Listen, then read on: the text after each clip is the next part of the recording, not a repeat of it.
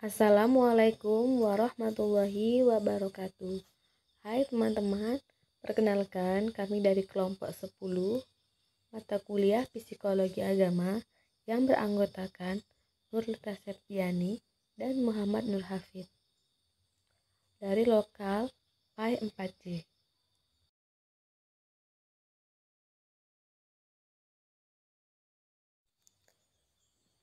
Program studi Pendidikan Agama Islam, Fakultas Tarbiyah dan Keguruan, Universitas Islam Negeri Sultan Toha Saifuddin Jambi. Mata kuliah ini diampu oleh dosen pengampu Ibu Sri Rahma Romadhoni MPDI. Baiklah teman-teman, di video kali ini kita akan membahas salah satu materi yang ada di mata kuliah Psikologi Agama, yaitu tentang kesehatan mental menurut paradigma psikologi.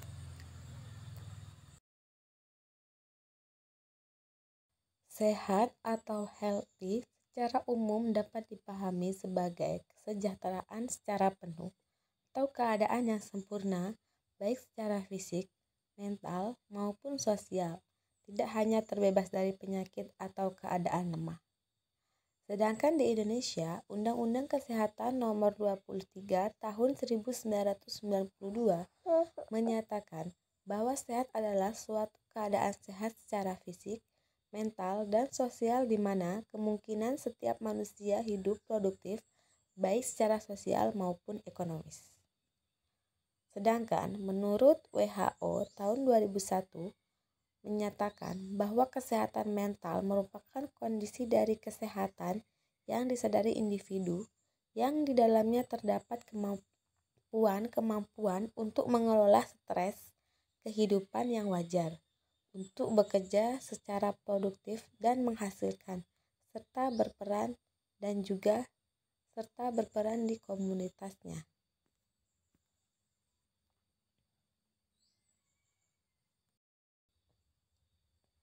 Adapun konsepsi yang salah mengenai kesehatan mental ialah kesehatan mental yang keliru antara lain gangguan mental adalah herediter atau diturunkan.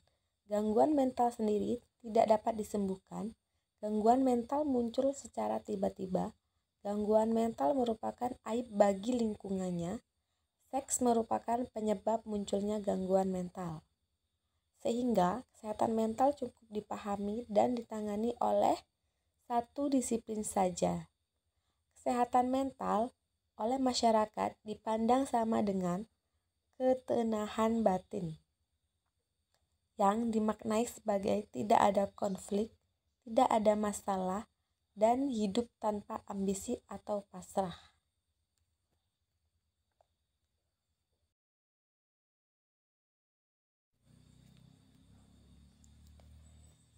Perkembangan kesehatan mental.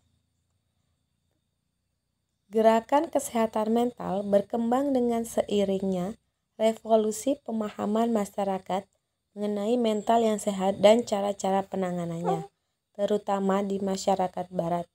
Adapun tahapan-tahapan perkembangan gerakan kesehatan mental yaitu: yang pertama, tahap demonologi atau sebelum abad pertengahan.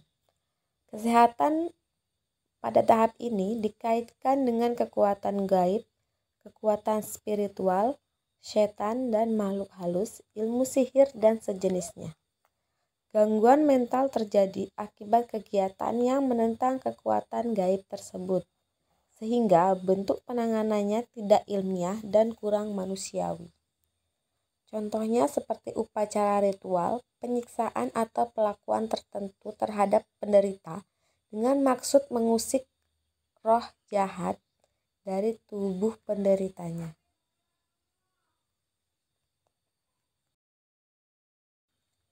Yang kedua yaitu tahap pengenalan medis abad ke-4 sebelum Masehi sampai abad ke-6 Masehi. Mulai abad 4 sebelum Masehi, muncul tokoh-tokoh bidang medis Yunani, Hippokrates, Hierophilus, Galenus, Vesalius, Paracelsus dan Cornelius Agrippa mulai menggunakan konsep biologis yang penanganannya lebih manusiawi.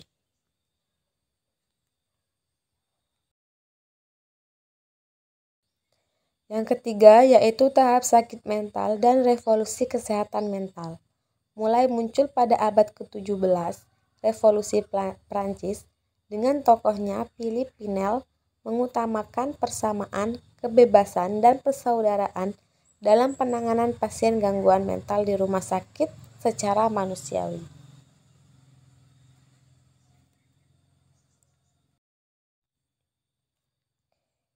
Keempat, tahap pengenalan faktor psikologi abad ke-20. Merupakan revolusi kesehatan mental kedua, munculnya pendekatan psikologis atau psikoanalisa yang mempelopori penanganan penderitaan gangguan mental secara medis dan psikologis.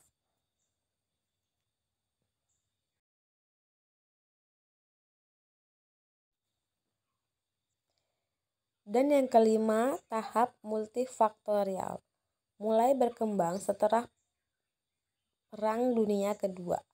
Kesehatan mental dipandang tidak hanya dari segi psikologis dan medis, tetapi melibatkan faktor impersonal, keluarga, masyarakat, dan hubungan sosial.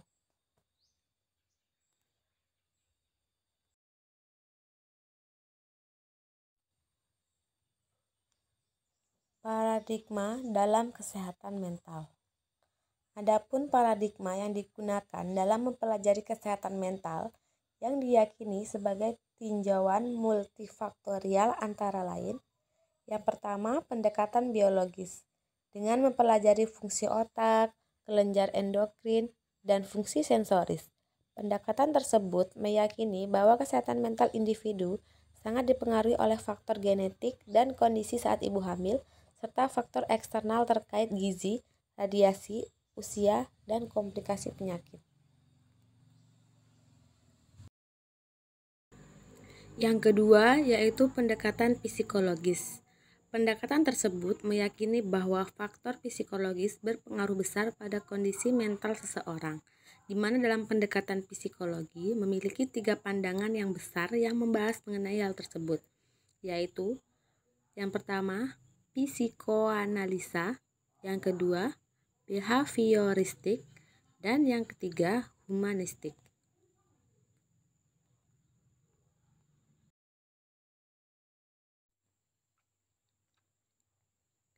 Yang ketiga yaitu pendekatan sosiokultural. Memiliki beberapa pendekatan yaitu stratifikasi sosial, interaksi sosial, teori keluarga, perubahan sosial, sosial budaya, dan stresor sosial.